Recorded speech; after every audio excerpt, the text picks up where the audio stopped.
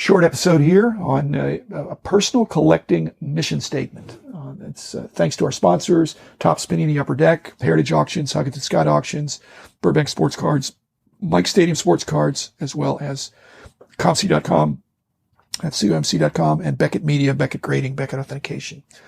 As I've told you, I do a lot of pro bono consulting for individuals, leaders, nonprofits, some businesses, and do a variety of general kinds of consulting, especially for people that want to get some out-of-the-box thinking or get fresh perspective. If they're stuck, I try to help them get unstuck.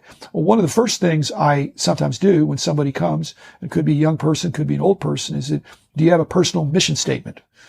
And I basically, and they say, well, no, I don't have, most people say, no, I don't have that. Have you thought about that? And I said, well, here's a way to think about it. And, something you might be able to come up with but it's, you're put on this earth for a purpose. And, I believe it's, who are you going to serve and, how are you going to serve them?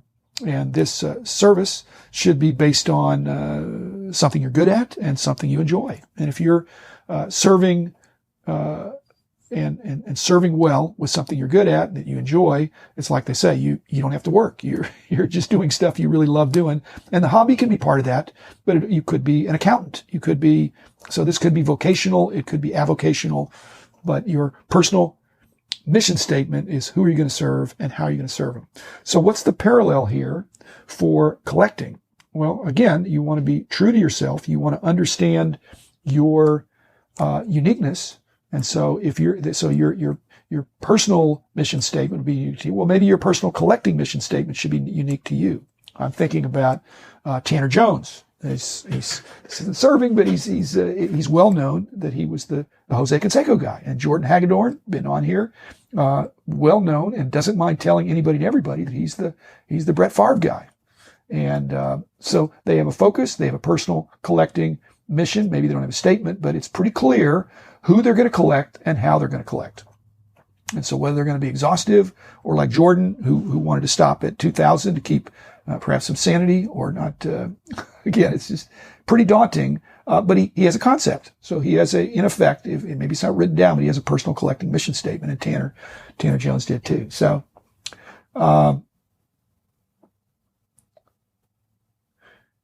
when people come and they don't have clarity about their personal mission, I ask them to kind of take inventory of what are your gifts? What are your assets? What are your strengths? What are you good at? What do you enjoy?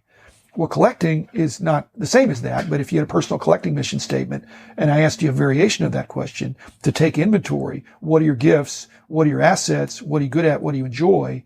I would in effect be asking you with respect to collecting, what's your inventory of time? Do you have a lot of time available? What are your assets in terms of talent? Are you very analytical? Are you very relational? What talents do you bring to your collecting quest? And treasure, it's time, talent, and treasure. I've seen that written up. Well, your treasure is what's your bank account look like?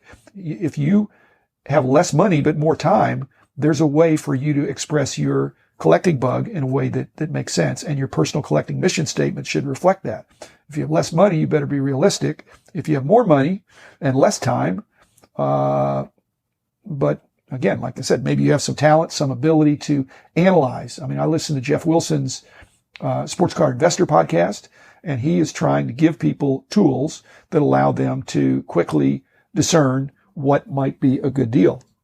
Again, he's focusing more on investors who I think generally have enough money to pursue. If you don't have a bankroll that allows you to pursue the cards that he's recommending, then that's not for you. But apparently, frankly, many people do.